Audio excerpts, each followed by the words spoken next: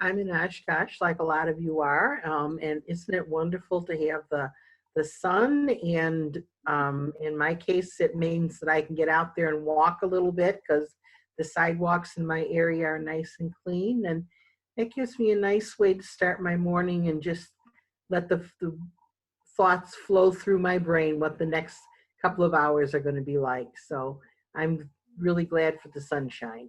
Oh, that's wonderful. I can see a big smile on your face, and that's good to see. Yeah. And I see that Kaylee just joined us. Welcome, Kaylee. Um, so we're going around and just checking in for those people who want to check in.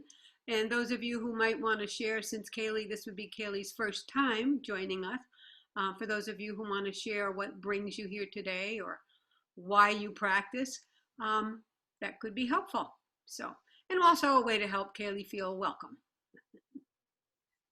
So, I too have been meditating while I've been walking. I've been walking between 1.5 miles to 2 miles, and after this knee surgery, and it gets to be a little painful after a mile. But what I really concentrated on yesterday was just the sounds, because I was in the YMCA and the gym, and the track is up above, and listening to the little kids down below, and footsteps, and just the smells, everything, just trying to take it all in. So that was the first time I've actually done that without concentrating on myself or how many laps I'm on, that kind of thing. It was like I'm just walking and I'm just trying to take this all in now at this moment. So that was different, and it was I think the time went by a lot faster, and it was good, just a good time. So. And you said that you wanted to do that too. I remember last week you were complaining about, getting bored with counting laps and that kind of thing. So yep. That's great. And so what I think I hear you saying is that you were expanding your awareness to include all of it, whatever sounds arose, with the smells, even how your body was feeling. That was all part of the process. Is that right? Yep, exactly. Yep, it was just trying to take in as many of the senses as I could, and again try to take my mind off counting laps, and I got to get this done, and and what's next, and all that kind of stuff. Just hey, right here, I'm just walking one step at a time, and just sometimes it was just listening to my feet, tap tap tap as I was walking around the thing, so yeah, it was very good. Wonderful, wonderful. Thank you for sharing. Anyone else want to share how your practice is going? Colin, it looks like you. Sure, I'm unmuted. So I graduated today. Oh, from? Graduated from the COVID. So today is 2 weeks since my second inoculation. Wonderful. So, and my wife graduated last week. So today, the first time of the year, we went back to the gym. And so we have also been walking. And apparently winter's over in Florida now. It's supposed to be 85 degrees this weekend. Oh. Bringing back the heat and humidity. And so we've been walking 40 minutes or so every morning, while it's been cooler. But now that the heat's coming back, and now that we feel more secure and going out in public, we've returned to the gym this week. So that's good news for us. Congratulations. That's wonderful. Yeah, thanks. Colin. Anyone else want to share? Aline? You're muted. We can't hear you at all now.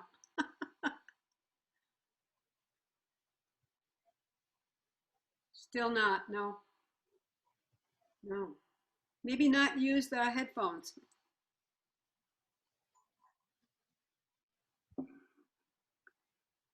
Okay, well, while you work on that, we can come back to you. Sorry. Yeah. Anyone else want to check in? Carol.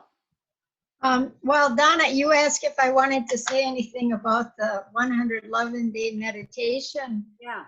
And I was surprised to read yesterday was day 64. What's definitely been an ongoing practice and emphasizing practice And I've been trying different kinds of meditation. Carol, let me just interrupt you for a minute because I think there's at least a couple people that don't know what the 111-day process is. So just to catch up for those who don't know, Fujin Tom Pittner started this. He's one of the quote Roshis at the for Hollow Bones, and he came up with the idea that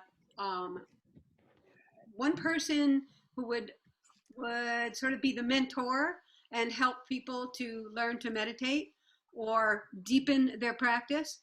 And there would be a triad so that each person would then commit to practicing a half hour every day and also to making a list of 3 things they're grateful for and 1 selfless act. And so, and then send the a text or an email each day to all, so all 3 people would get that text.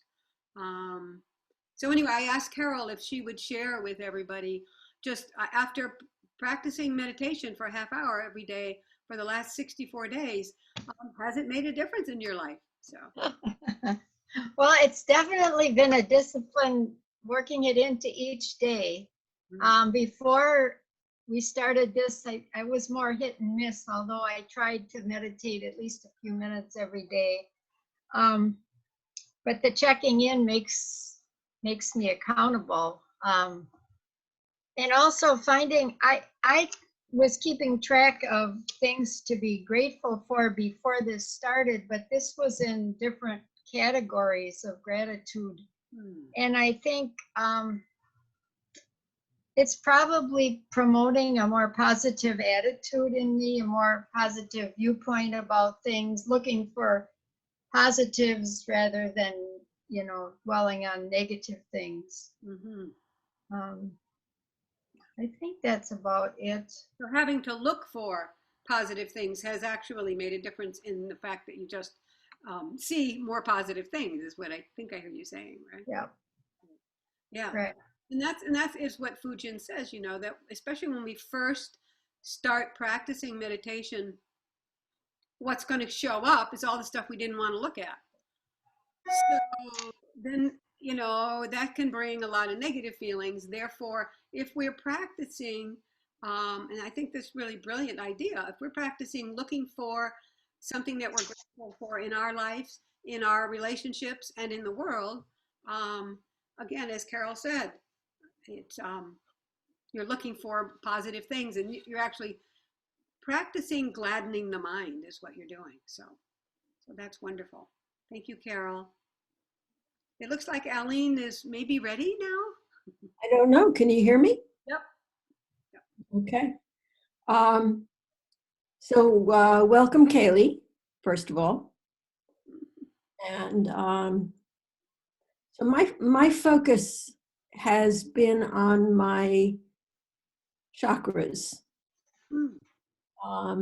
largely because of what I'm going through. I'm meditating most on my root chakra.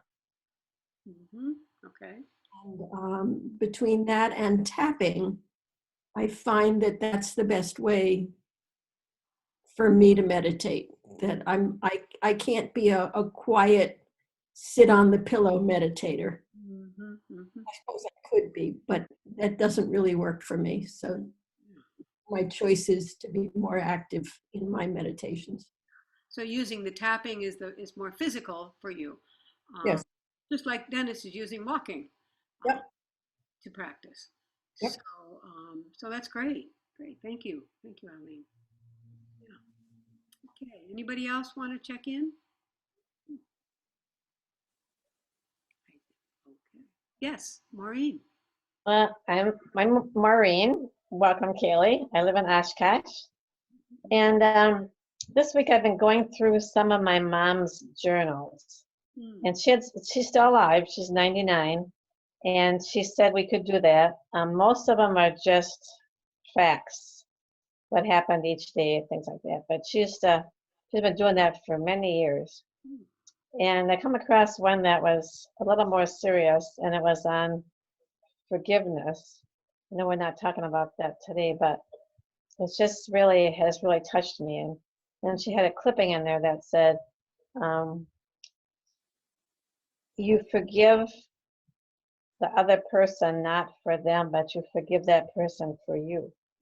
Mhm. And it just really touched me. I thought, oh my goodness, I guess I knew that, I've heard that, but it's so powerful when you think about that. She had a mother-in-law that was probably bipolar, my grandmother. And so there was a lot of issues in the beginning of their marriage that went on long past after my grandma passed away. So anyway, that's what's going on in my life this week. Oh, thank you. Thanks for sharing. And how wonderful do you have that connection with your mom? And she's still alive. That's marvelous. Right. Yep. Okay. Anyone else want to check in? And if not, yes, Eileen? I forgot to tell Kaylee that I'm in Connecticut. Oh. That's right. Let's see. Colin's in Florida. Eileen's in Connecticut. And Carol, you're in North Carolina? Carol? Myrtle Beach, South Carolina. Oh, South Carolina. Okay. So, how wonderful. We have people from all over the country. So, And my daffodils opened up today. what's that? Oh, I have daffodils. They're beautiful. Oh my gosh. Wow. How wonderful. Yeah. And then Lisa is in Pennsylvania. So, that's great. Okay. So, today we're going to talk about working with thoughts during meditation. And so what I'm going to ask people to do is to, if you're not muted already, just mute yourself so that we don't have background noise. And also I'm going to show a little bit of a slideshow. So as science shows, most of our time we're lost inside our thoughts, right? So it's like being at the movies, watching our stories that we keep playing over and over again. And one of the things we need to do is to make a distinction between ourselves and our thoughts, because we are the observer of our thoughts and not our thoughts, right? The other thing is that we believe our thoughts to be reality, right? And what thoughts really are is a representation of reality. Donna, you're freezing. A lot of what you just said was lost. Thank you, Eileen. I appreciate that. So we believe our thoughts to be reality. And they're really a representation of reality. Okay, they narrate our experience. Right? I mean, for example, we could be hungry and be thinking about a hearty meal for as long as we want, but that's still never going to fill our belly. Right? So thoughts represent our experience. Right? So, and the first thing that people learn when you sit down to meditate is how out of control your thoughts are. In fact, for most people, our minds have been out of control for our whole life. So that's what we're learning how to do, is to make a new relationship with our thoughts. Rather than letting them control us, we let them serve us. So, and the response I get, and the question or the complaint I get the most often is when people first start meditating is, my mind is too busy. So first thing to recognize is that we can't stop our thoughts, but it's impossible. And what we can do is change our relationship to them. So we get to, over time, we can get to choose which thoughts to entertain. We can entertain thoughts that are helpful and ignore thoughts that are harmful. And that's possible after a while of practice. And our body is going to be our best or most faithful guide. Because if the mind is tense, then the body will be tense. So and it's easier to pay attention to what's going on in our bodies than it is to what's going on in our minds in the beginning. So if your body is tense, then you know that it's very likely your mind is pretty busy. Okay. So you're going to want to learn, probably the most important thing you can learn is how to consciously relax the body. And in 2 weeks, we'll be doing a class on working with the body during meditation, okay? And how to relax it, so. So why don't we take a moment now to just practice working with the body and relaxing. And also I'll include one technique for slowing the mind down. So for those of you who feel more comfortable with your cameras off, you can do that. Or turn the lights down in your room, whatever feels most comfortable for you.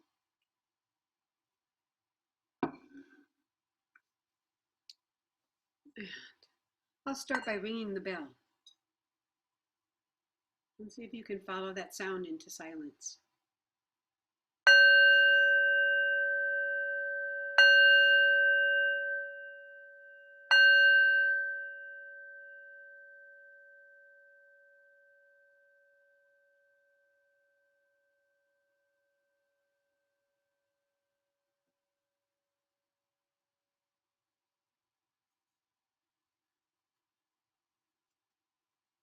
So find a position that allows you to remain relaxed and alert. The spine straight, the chin tucked in a little. Eyes open or closed. Some people don't feel safe with their eyes closed. So if they're open, it can be helpful to practice softening your gaze. And by that I mean you can keep your eyes, let's say, on the screen in front of you and find a spot on the screen to focus your eyes, whether it's right on the camera or any place on the screen. And then what you want to do is let your eyes settle there for a moment. And without moving your eyes, then use your peripheral vision to become aware of everything that's alongside of your screen or right behind your screen, so that you're really not focused on the screen, even though your eyes are settled there. But you're aware of everything around your screen. It's a way to soften the gaze. So, and also it's helpful to recognize if your eyes are moving, then your mind is moving. Okay. So let's just take 1 minute. See if you can keep your eyes perfectly still.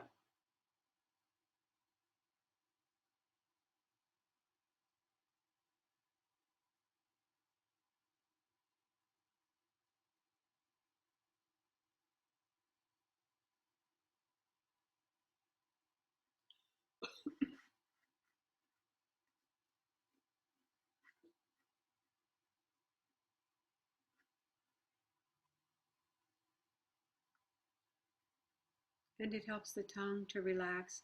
If you place it on the upper palate, just behind the front teeth, creates a little bit of suction. It allows the jaw to relax a little bit.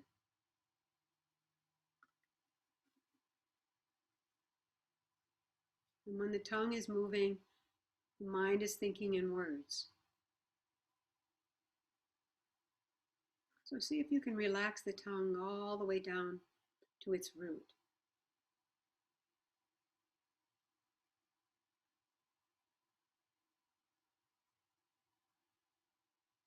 Seeing if you can keep this tongue still and relaxed.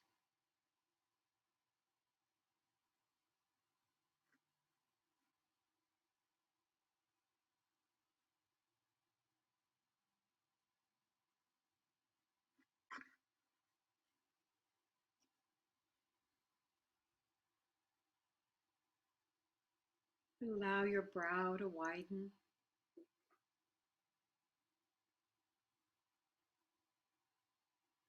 Relax your neck.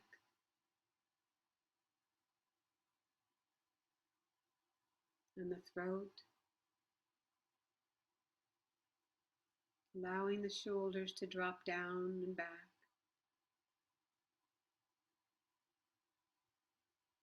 Bringing the awareness to the arms and hands. Softening.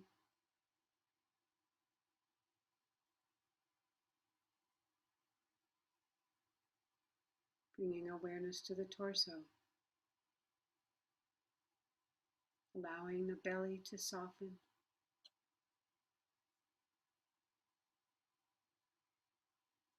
Feeling the weight of the torso on the chair or cushion.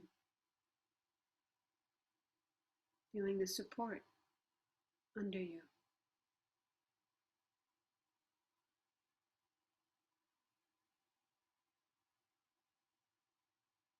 Relaxing the legs, the hips, and the feet.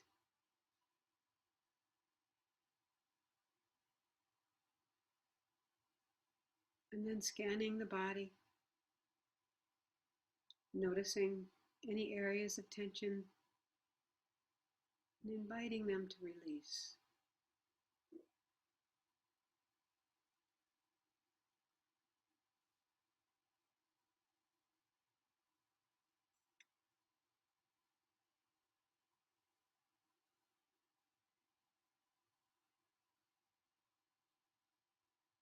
And then bringing awareness back to the group. And I'll finish with the bell.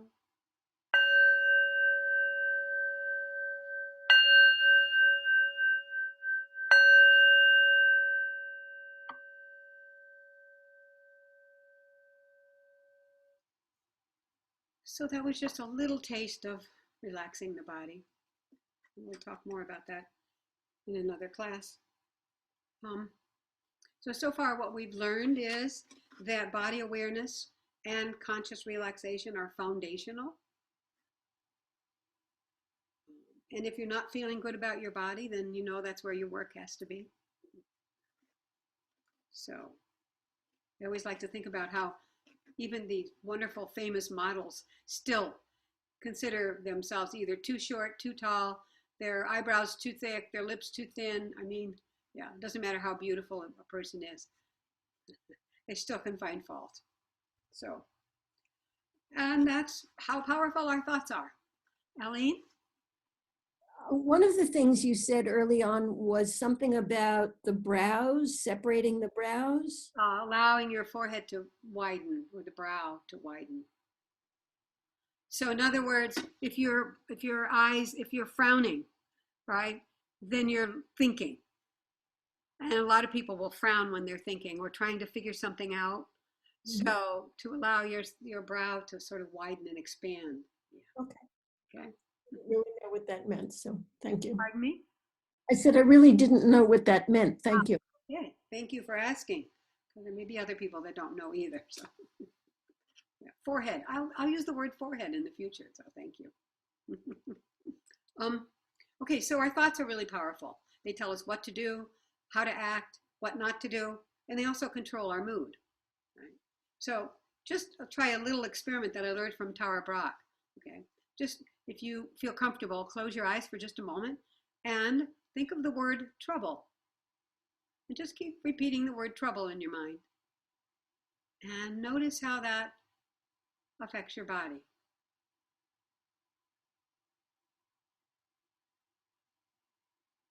We'll do that for 10 more seconds. Okay, and then erase that thought and replace it with the word kindness.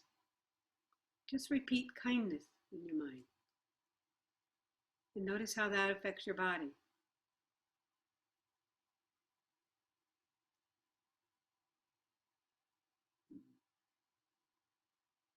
Ten more seconds.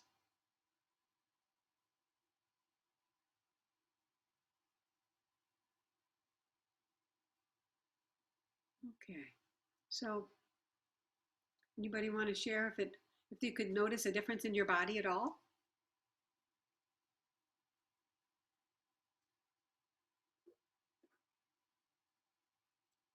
Okay, I think nobody's sharing, so I guess, oh, Dennis?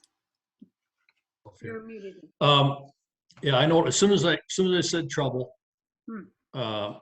red lights, flashing yellow, flashing red, I could see, and like buzzers going off or something. You know, it was like warning, warning, warning. You know, something's wrong. You know, and then as soon as he went to kindness, it was like a blue ocean. It was just calm. It was amazing. Yeah. Lovely. So, Isn't it amazing yeah. how powerful words can be? Oh, yeah, yeah. Yes, yeah. So, anyone else? So you can keep practicing then. If you didn't feel a difference, keep practicing. Colin? Yeah. Yeah, I definitely felt a difference in my belly. The Oh. word trouble kind of made me tense, made me tight. I didn't envision it as much as Dennis did, but I just felt it physically. And then the word kindness then just kind of mellowed out. Thank you. Yeah. Isn't it fascinating how each person reacts to a stimulus and with either with their body or vision, sensation. Robert? Yeah, I think I noticed a difference Yeah. when the word trouble I was thinking about and saying in my head. It was all the injuries I've had were kind of, I had both rotator cuffs, I had back surgery, eye surgery, all kinds of stuff. And then when I went to kindness, then that all mellowed out. That was good. That was good. See how powerful it can be then. All you have to do is think a particular word or thought, and it's going to change your mood. Isn't that marvelous? Yeah. Aline? I just found myself very resistant to allowing trouble to come anywhere near me. Good for you. Yeah, and also noticing how resistance feels in your body, you know. Yeah. Lisa, you're unmuted. Did you want to say something? Yeah, I think it's like the power of suggestion, right? You know, what do you attribute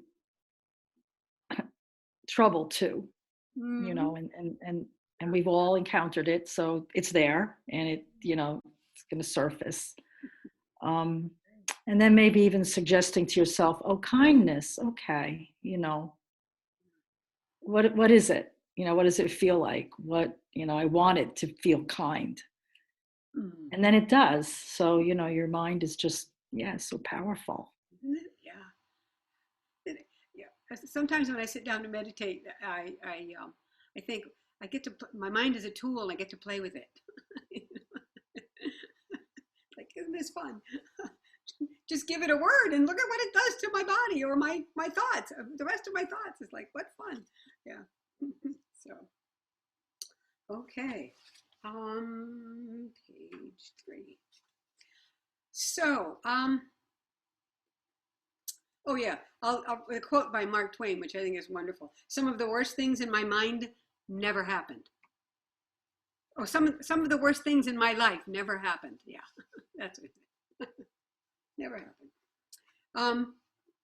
So Tara Brach says that the heart of meditation is to be able to step out of, and she calls it the trance of thinking. And it's really about stop letting thoughts control us.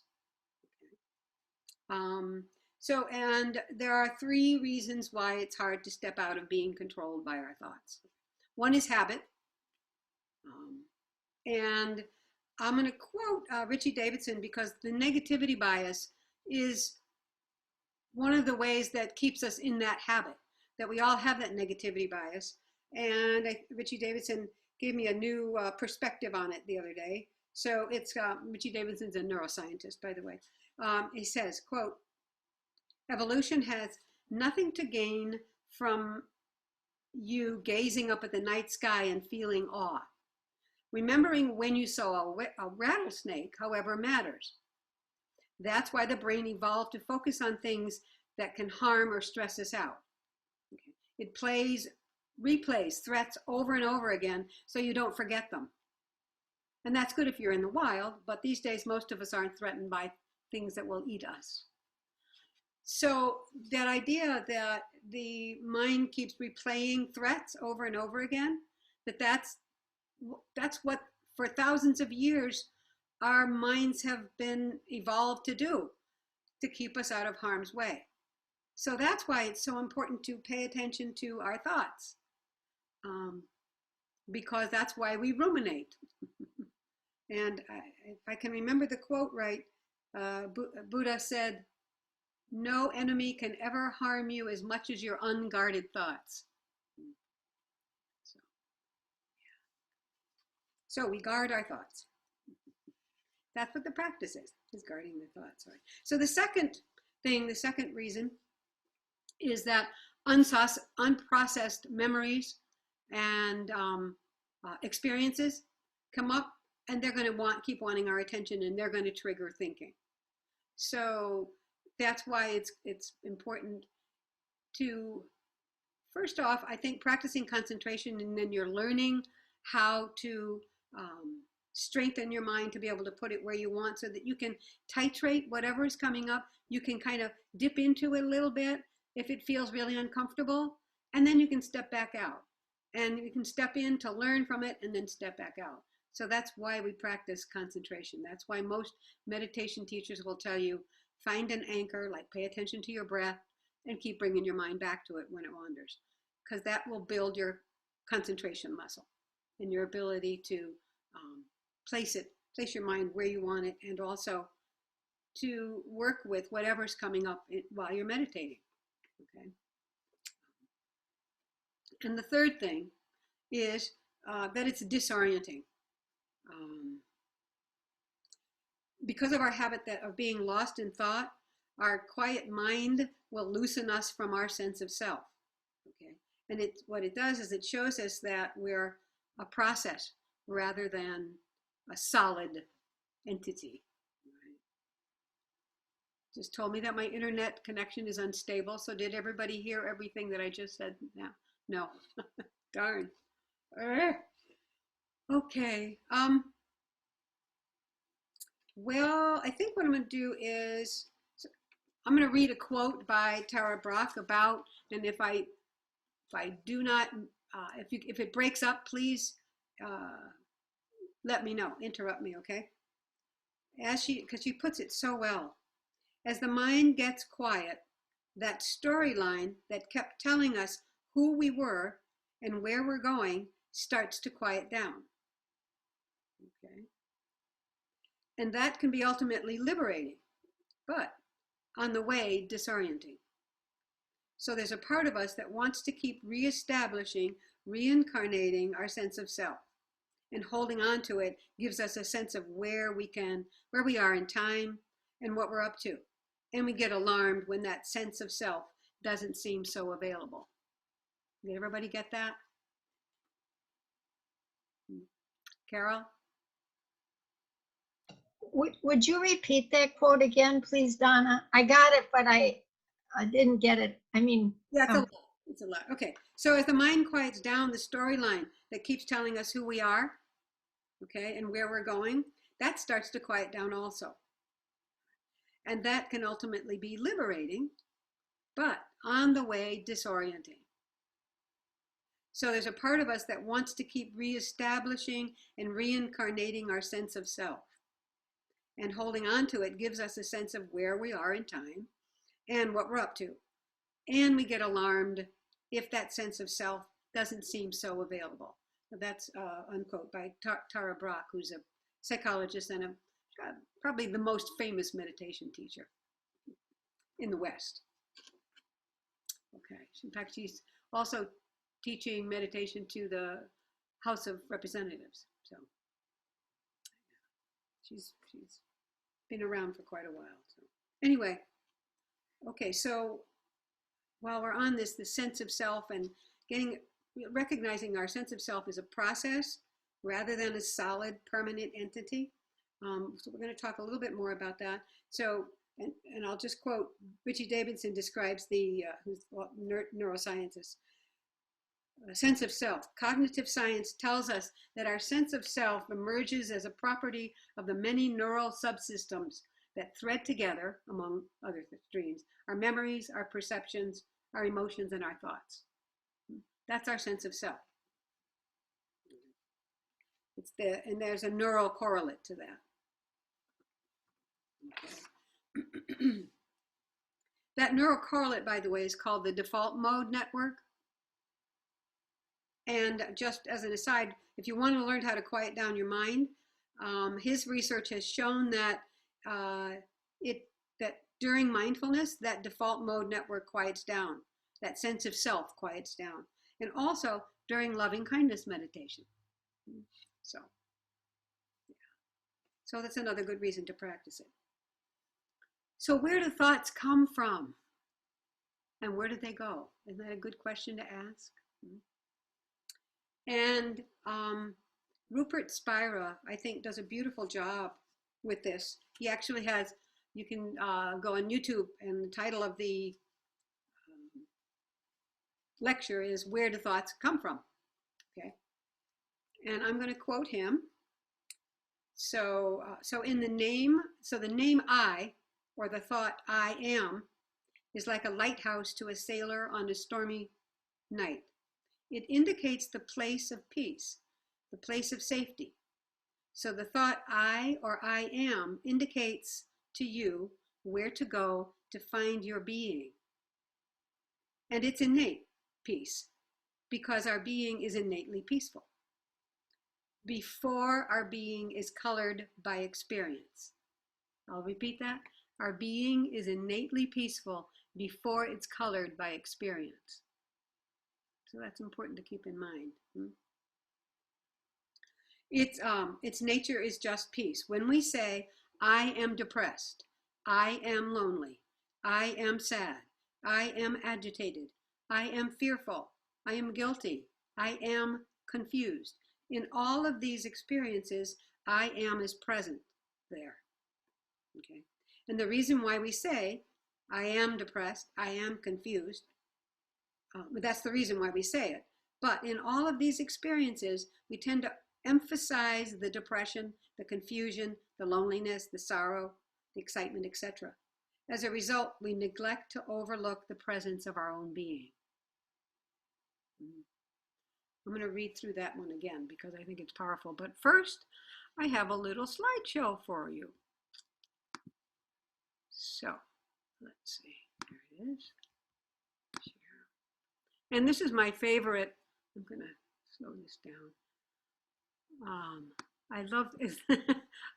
We've all probably had that experience, getting in your car and knowing that you're going to be driving for the next 200 miles. It's like, oh my God, I'm going to just have to be alone with my thoughts. Yeah, I just love this cartoon. Anyway, I'm going to, let's see if I can, yeah. Okay, make sure everybody can see that. All right, so here's our field of awareness. I'm going to try to make this small. There we go. All right, so this is our field of awareness. This is everything that we can be aware of, our thoughts, our feelings, our sensations, our emotions, everything we can see around us, all of our senses, okay? Anything we can be aware of. Oh, well, why isn't that working? Let's try this. I think that might work, okay? So what are thoughts made of? They're made of images and words, okay? Images and words. Images, that's my dog, one of them, and words. All arising and passing through our field of awareness. So, what happens when we have a busy mind? Thoughts move a little quicker, they're a little crazier, they arise, sometimes they stay in the background.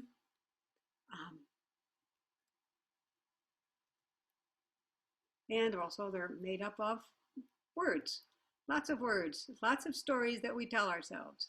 And when we're sitting down to meditate, we have lots of words, especially when we first sit down to meditate. And a lot of times we think, oh no, especially in the beginning, I can't meditate. But, of course, over time, those thoughts do slow down. And what happens is that the space between the thoughts gets wider. So the thoughts slow down and space between them gets wider. That's odd. Okay. And sometimes, eventually we want to be able to just fill our awareness with an image or a thought or a feeling and be totally focused on it. But what happens when the thought moves on? We're still left with our field of awareness, our no thingness.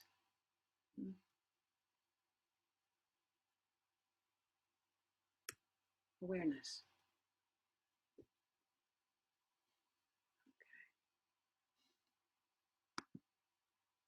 So this is what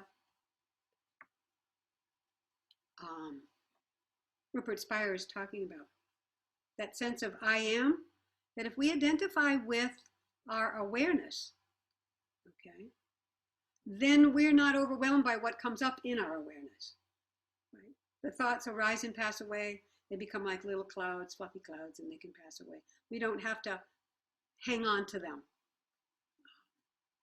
So it's learning how to identify with, making our consciousness get bigger and identify with where our thoughts come from, which is they arise in awareness, and then they go back to awareness. That's where they come from. So I'm going to read the quote again by Rupert Spira, and then we'll have a guided meditation, okay? So he says, the name I, or the thought I am, is like a lighthouse to a sailor on a stormy night. It indicates the place of peace, the place of safety. So the thought I am indicates to you where to go to find your being. And it's innately peaceful. Okay. So when we say I am depressed, I am lonely, I am sad, I'm agitated, and on, in all of these experiences, the I am is present. And the reason why we say I am depressed, that's the reason why.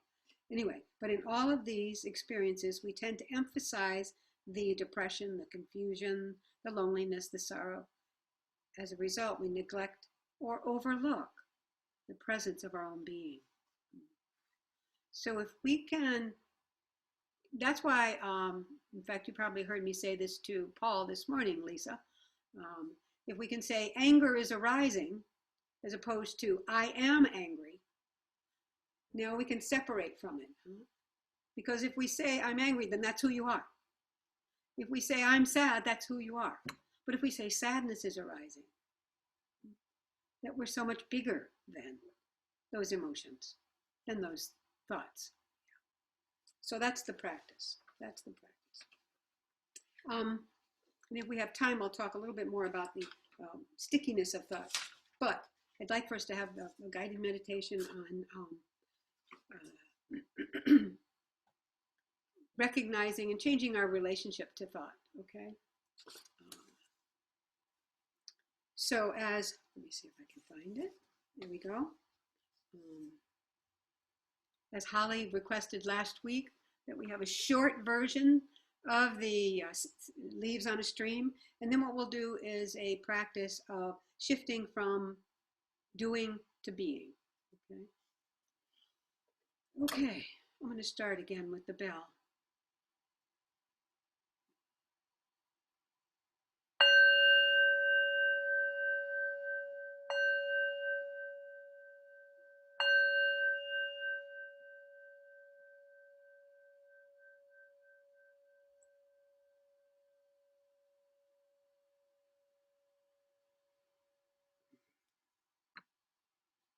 And again, bringing your attention to your posture, allowing the spine to be straight. Finding a posture that allows you to be relaxed and alert.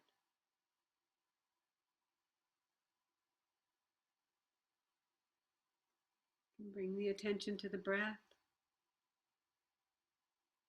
Deepen and slow the breath down.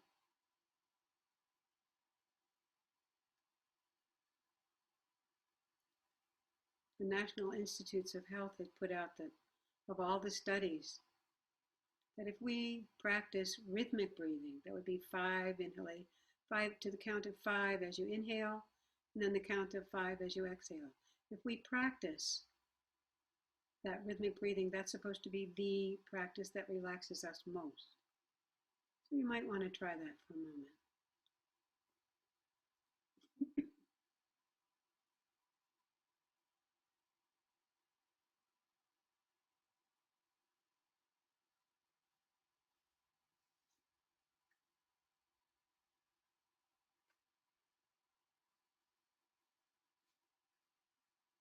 Just scanning the body, inviting any areas of tension to release.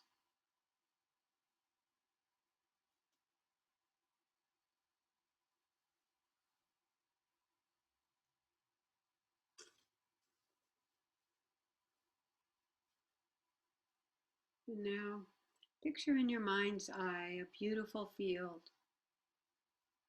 And as you bring that image to mind, see if you can imagine that the room around you fades away and that you find yourself in the middle of that lovely field full with flowers in full bloom, perhaps on a warm, sunny day. And perhaps you can feel the sun on your skin,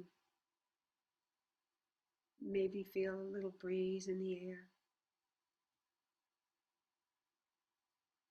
And as you look across the field, at the far distance end of the field, you see a tree, and you start walking toward that tree.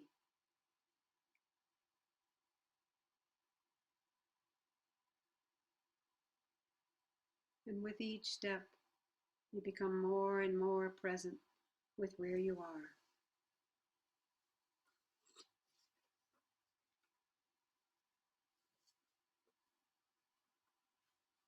And as you approach the tree,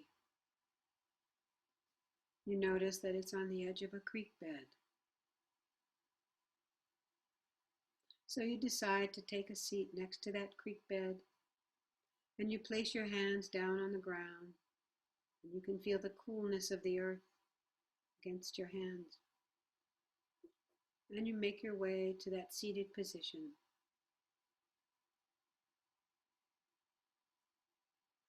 And you can see leaves floating by down the stream.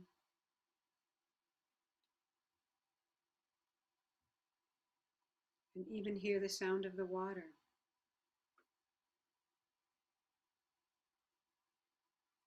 And now I'll invite you to become conscious of your thoughts. And each time a thought pops into your head, I'd invite you to imagine that it's written on one of those leaves. And do that with each thought, pleasurable, painful, or neutral. So if you think in images, you can put those on the leaf as an image.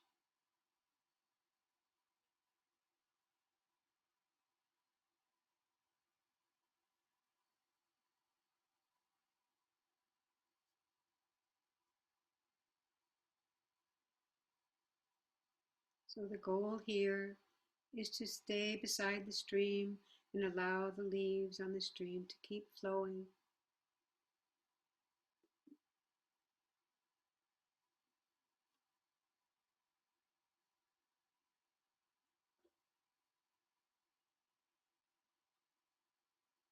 So not trying to rush the stream, just allowing the thoughts to come and be placed on the leaf.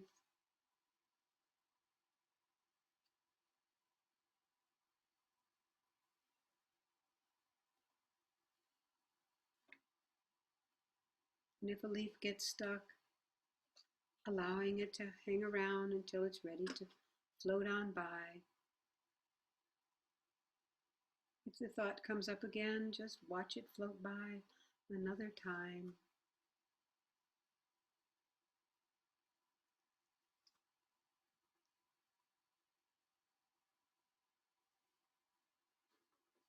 If a painful or difficult feeling arises, simply acknowledge that and say to yourself, I notice myself having a feeling of boredom or impatience or frustration, and place those thoughts on leaves. Allow them to float along.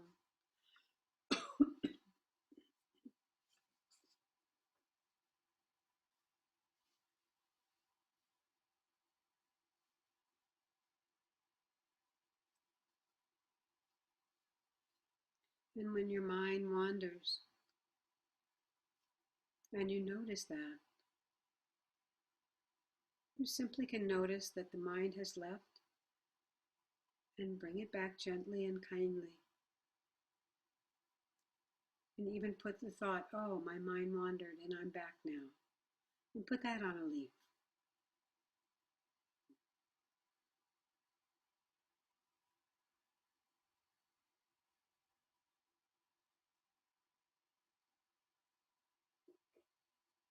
And now we'll shift from doing to being. So at first we'll just connect with whatever thoughts, being aware of whatever thoughts that arise.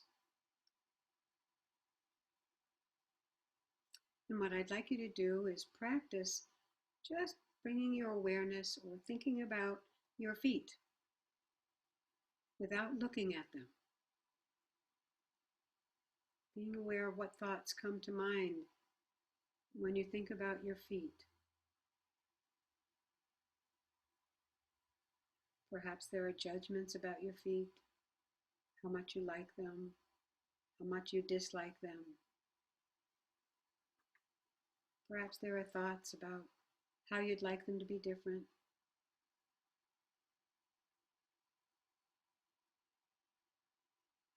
Or maybe thoughts come to mind about the places your feet have taken you.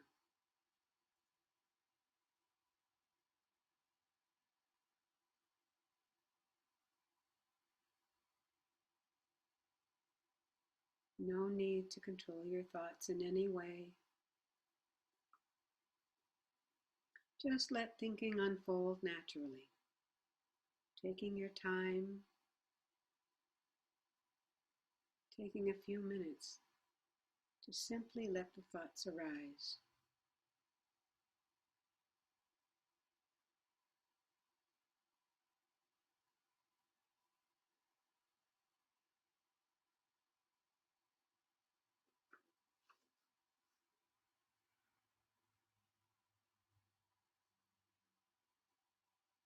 And now,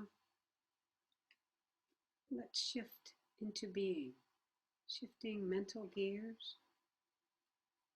For the second part of the practice is to gently bring your attention down the legs into the feet, sensing your feet directly, again without looking at them.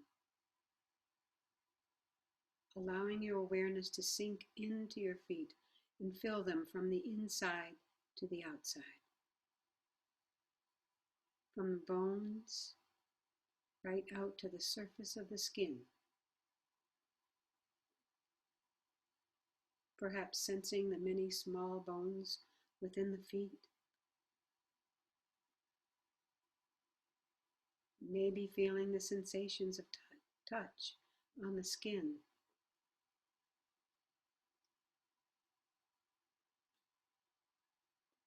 A sense of pressure where the feet make contact.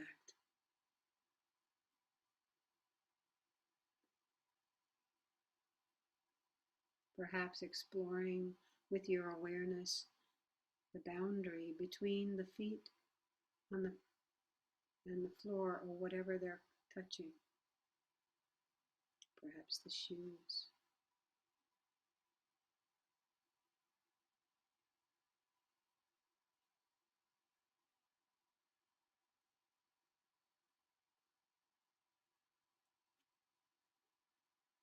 And now, if you will, clenching your toes, drawing them in as close as you can.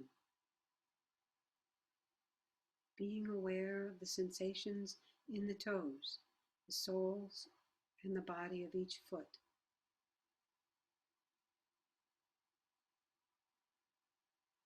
Directly sensing the pressure in the toes, feeling the tightness in the muscles, the coming and going of sensations throughout the feet and ankles and legs.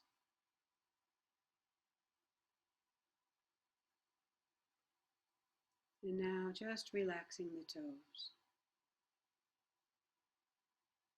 Keeping the awareness in your feet and noticing any changes in the sensations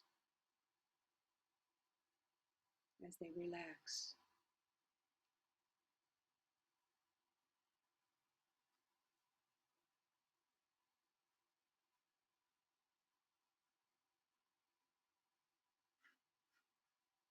And then taking a few moments to bring awareness to the body as a whole. Whole body sitting here.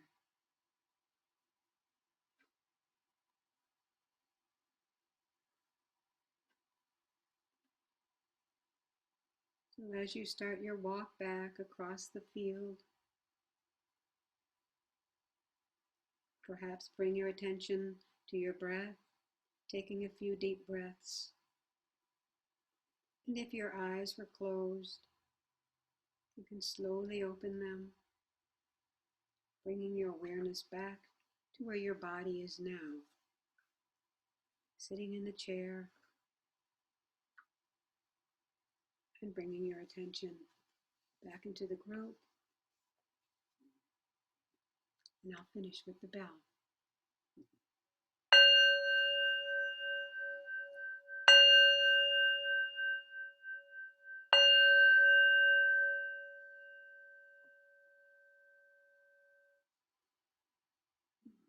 Anybody want to share how that was for you?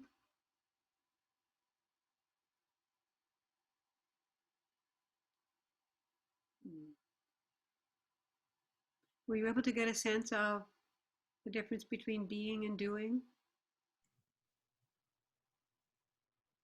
Holly?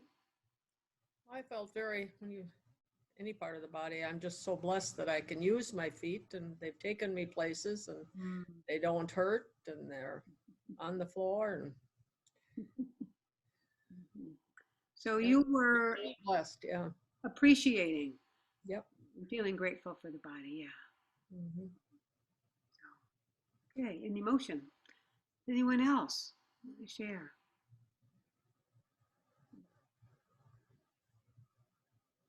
Okay. Well, Haven't used the feet for a focus point before. That was fun. That was something different. yeah. And you can feel, it's easy to feel sensations in the feet too, because we can wiggle the toes so quickly and that kind of thing. So yeah, good.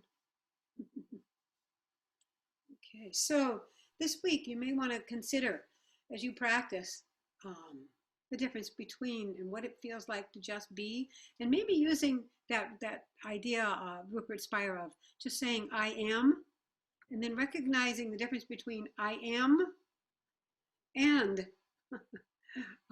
sadness, happiness, even, and notice there even the emotion of happiness is different than the sense of being.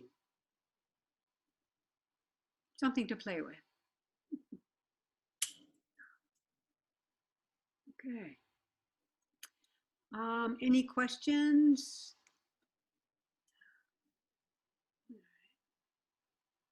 Did I leave everybody not getting a sense of the difference between thoughts and where they come from?